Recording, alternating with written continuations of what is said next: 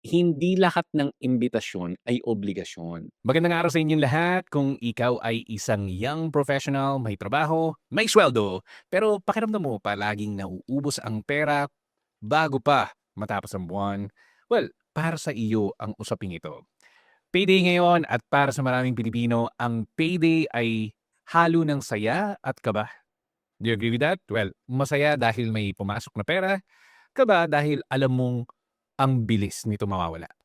Well, hindi kita kakausapin tungkol sa yumaman agad. Ang goal natin ngayon ay financial fitness. So, ibig sabihin, bibigyan ko lang kayo ng mga tips, technically and pro tips, para mas maganda yung paghawak ng pera kahit hindi kalakihan ng sweldo mo. So, may 30 practical na hakbang tayong pag-uusapan. Hindi mo kailangan gawin lahat.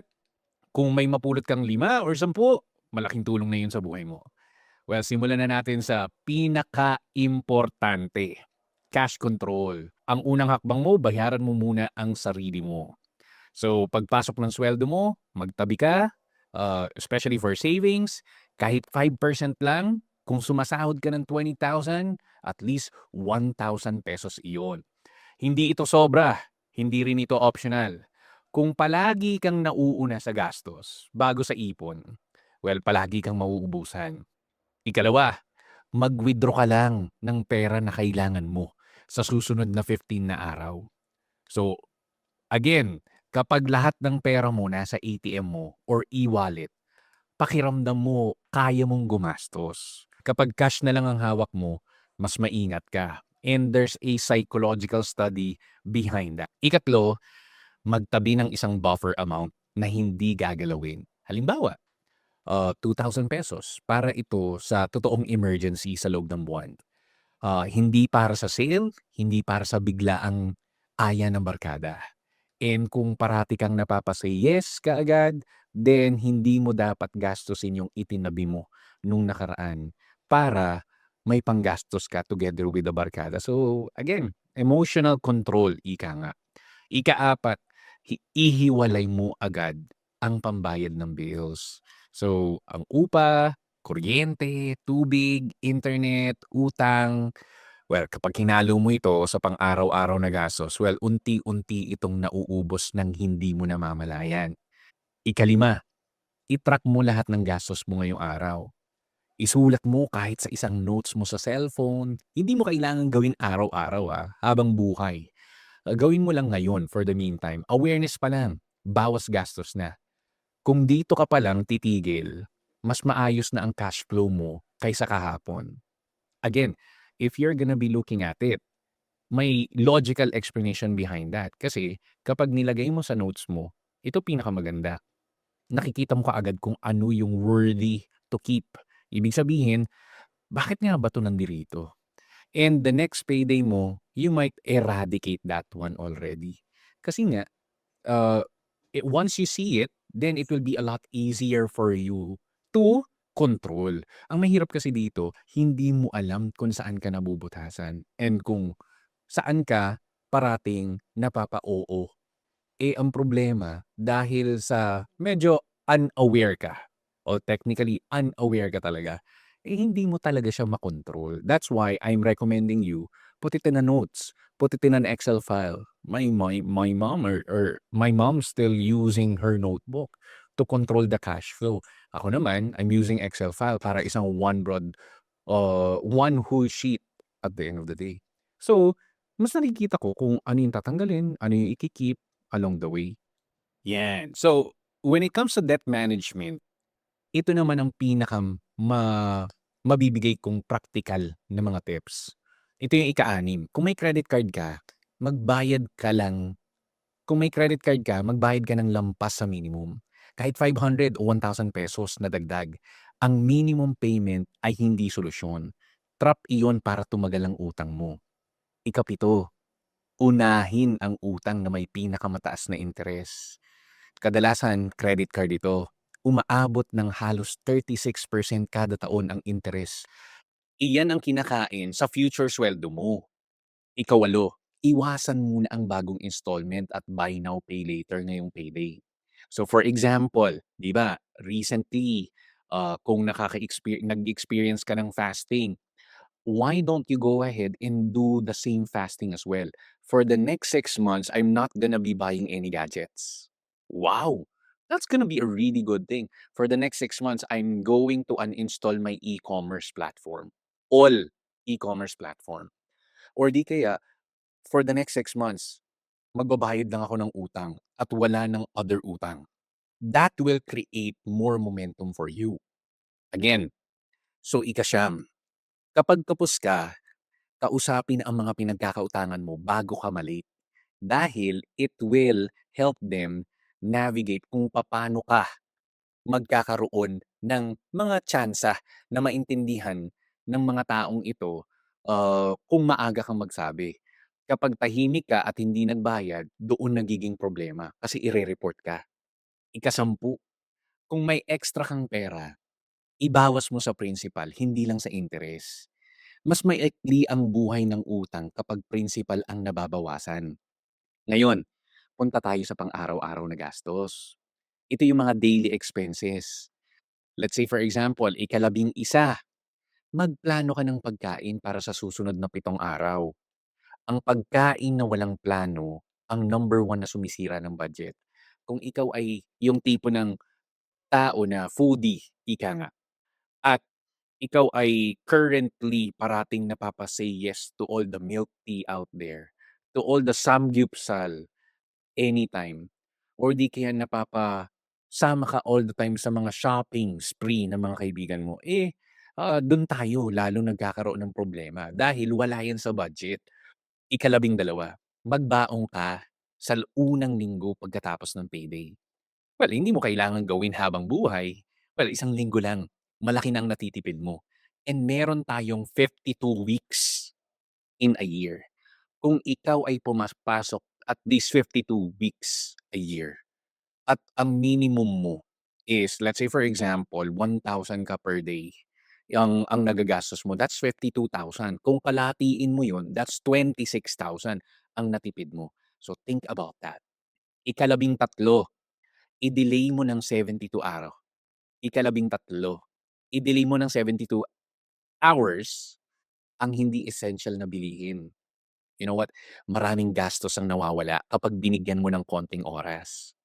For example, right now, I'm recording it using my Sony app or Sony camera. Last December, I was thinking about buying a 28,000 worth lens pa lang. And sabi ko, bigyan ko yung sarili ko ng 72 hours before I'll buy this one. The good thing was, hindi naman pala siya naging essential. Kaya, ang ending is, nakatipid ako at ininvest ko na lang yung 28K. 'Di ba? That's another pro tip. Ikalabing-apat, kanselahin o i-pause ang subscriptions na hindi mo ginagamit. Isang app lang minsan ay ₱300. Tatlo niyan, may grocery ka na. If you're gonna be looking at all your subscription list right now, there was a time na I canceled at least 60,000 worth of subscription in a year. So imaginein mo, yan yung naka-automatic debit or automatic deduction from your credit card. And yang 60,000 na yan, malaki ang nararating yan, especially nagko-compound yan sa isang magandang, global funds. Ika nga, kapag nilagay mo yan sa mismong, investment, technically mas magiging better yung return niyan along the way. Ikalabing-lima, gamitin muna ang points, vouchers at rewards bago gumastos ng cash. Kung may discount, doon mo ilagay ang gastos, hindi sa buong presyo. So, if you're gonna be looking at the point system, yung mga vouchers, i-maximize mo yan. Pero kung hindi ka marunong double check ng mga cash vouchers, yung mga certain point system, talo ka ika nga. And that's why kapag gumagastos ka, dapat may mga cashback method. So, I hope na you're learning so far. So, if you're learning, I hope na you're also going to share these things directly sa mga kapamilya mo. Ngayon, pag-usapan natin ang pamilya at social spending. Ikalabing-anim, mag-set ka ng fixed amount para sa tulong sa pamilya.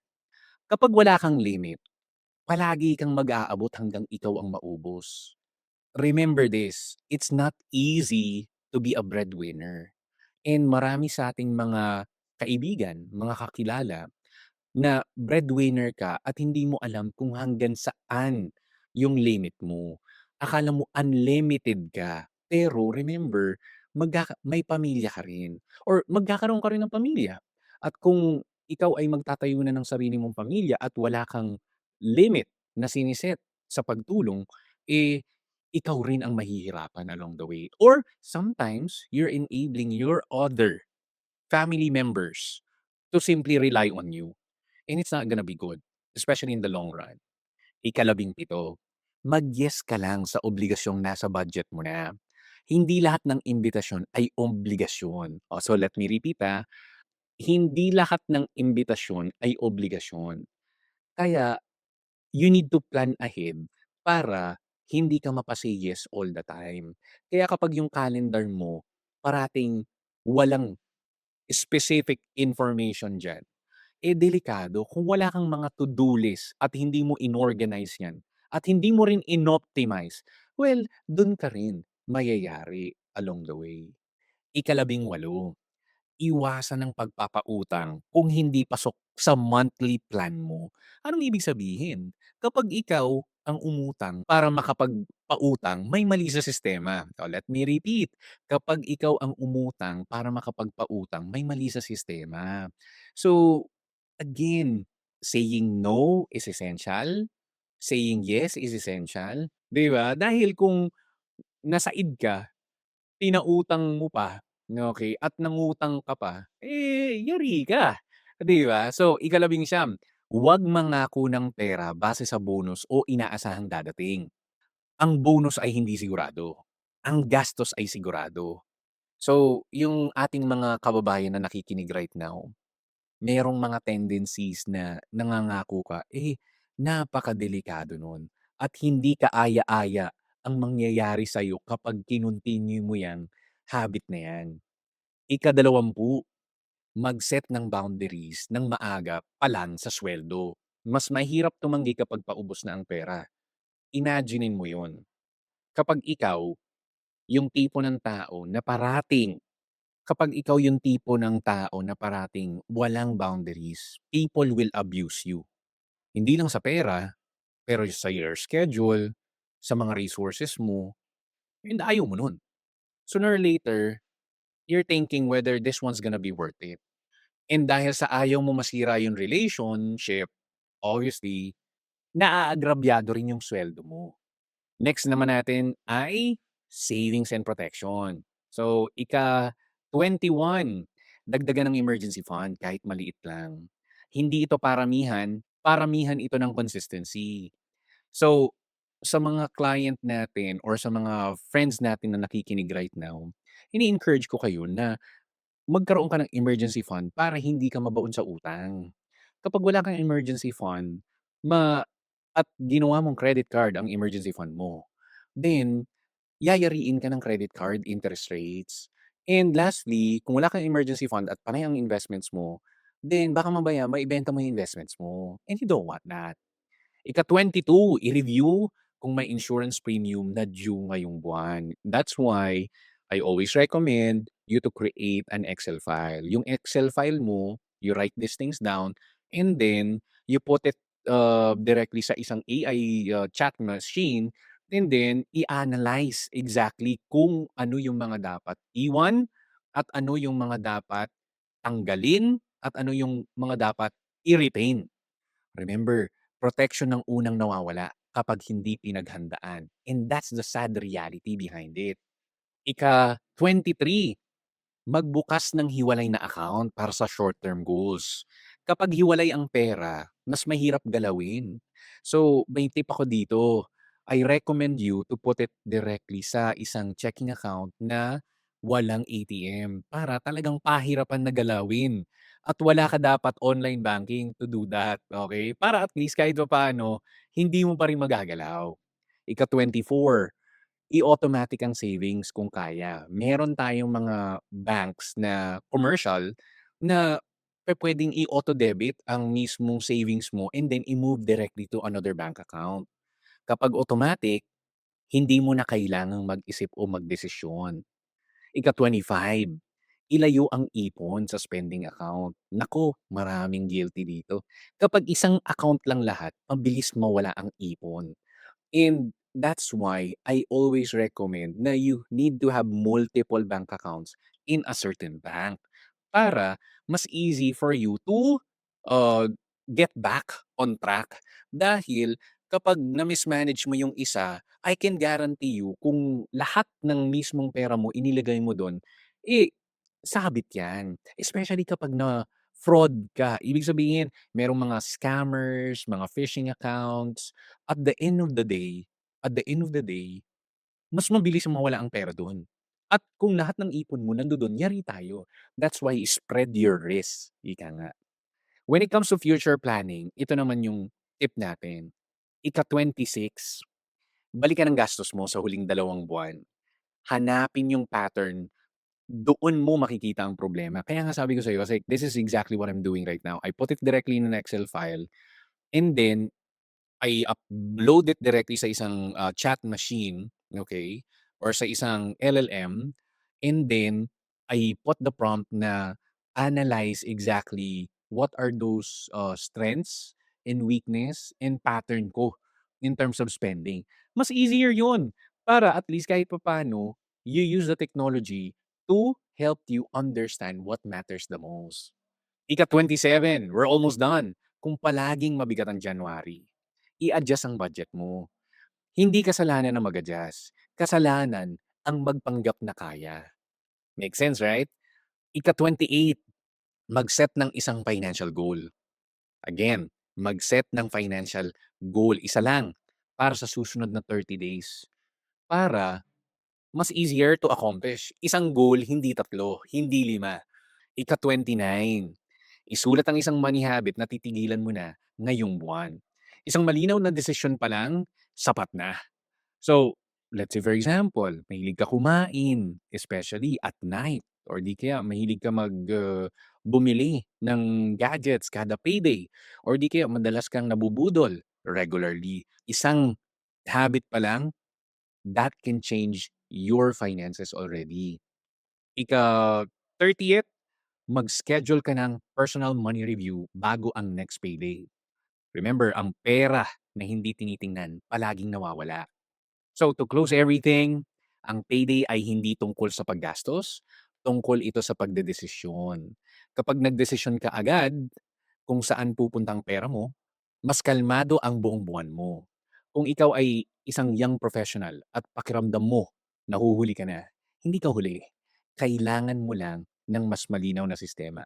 Simulan mo ngayon and I can guarantee you sa susunod na payday, mas magaan na ang pakiramdam mo. Again, this is Dayu Dangwei. See you again on the next episode of the Financial Fitness Today.